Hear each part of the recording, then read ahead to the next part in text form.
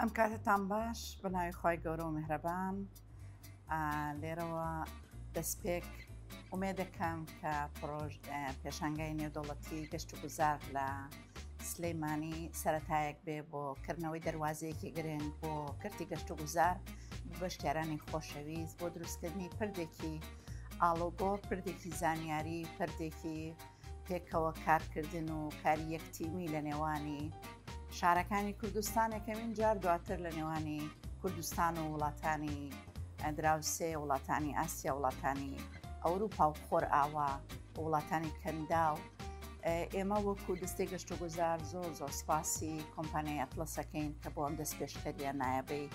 کە بۆ ئێمەی دەست پێ کرد و ئەمە سەرەتایەکە بێ وەکو باسم کرد وەکو دەستەی گەشت و گوزار کە ساڵانە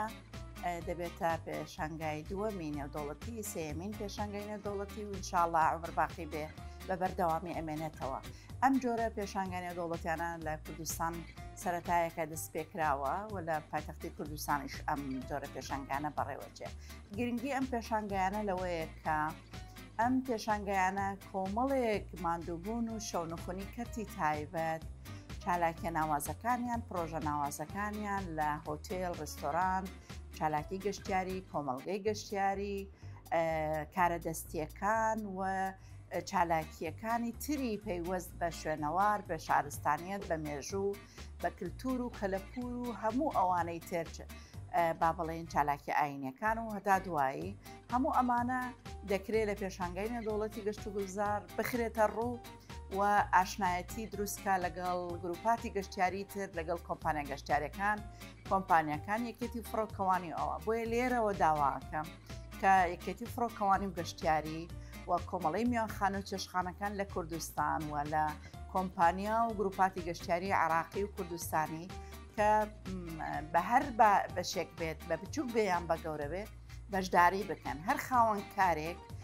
ئەمە دەواازەیەکی گرنگە بێ بۆ ئەوجا ئەم کارە بچووک بێیان گەورە بێ زۆر جارواتە سەورەکەن ئەم پێشانگانە دەوێت بەس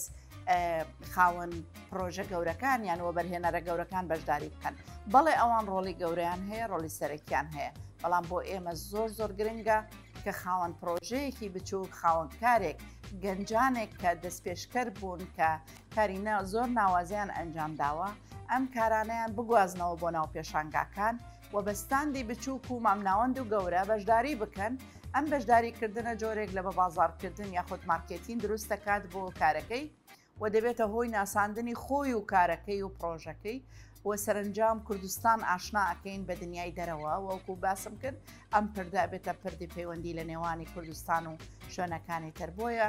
ئومێدی سەرکەوتن و لێرە و سپاسی تەواوی لایەنە پەیوەندیدارەکانی حکوومەت کەرتی تایبەت کۆمەڵی میوانخانە و چێشخانە لەگەڵ لێکێتی فڕۆکەوانی و گەشتیاری یەکەم کە ماندوون کاری شەونەخۆنی ئەکەن ئێمە ژۆکو دەستەی گەشت و گوزار هاوکار و پشتیوانە بین بۆ بەهێزکردنی ژێرخانی گەشت و گوزاری بۆ ناساندنی چالاکیە گەشتیارەکانی کوردستان بۆ دروستکردنی توانایەکی مرۆیی بۆ بەرجەستەکردن یان بۆ بەگەرخستنی سەرمایە نیشتیمانی و نەتەوەیەکەی کوردستان بۆ هەموو دنیا و سەرنجام هەمومان بەیەکەوە دەتوانین لە ڕێگای ئەم پێشانگایانەوە کوردستان زیاتر بەهێز بکەین و زیاتر بەروبوومەکانمان بەرهەمەکانمان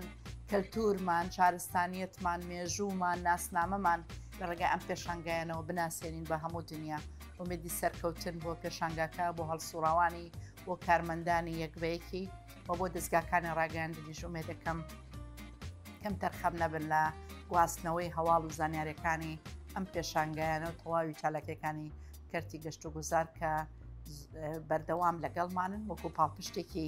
میدیایی کە هاوکارمانە بن ومێدی دووبارە سەرکەوتن و پشتیوان بەخوا ئینشاءڵڵا شاری سلەیمانی خۆشەویست وەکو چۆن دەست پێشکەر بۆ لە زۆر چالاکی و زۆر کاری ناوازە لە بواری هونەری وەرزشی تەندروستی شوێنەواری و ئاینی و هەتا دوایی ومێدەکەم ئەم پێشانگای نێودەوڵەتیەش ببێتە سەرەتایەک بۆ زیاتر بژارنەوەی کەرتی گەشت و گوزار لە شاری سلەیمانی خۆشەویست شاری هەڵمەت و قوربان.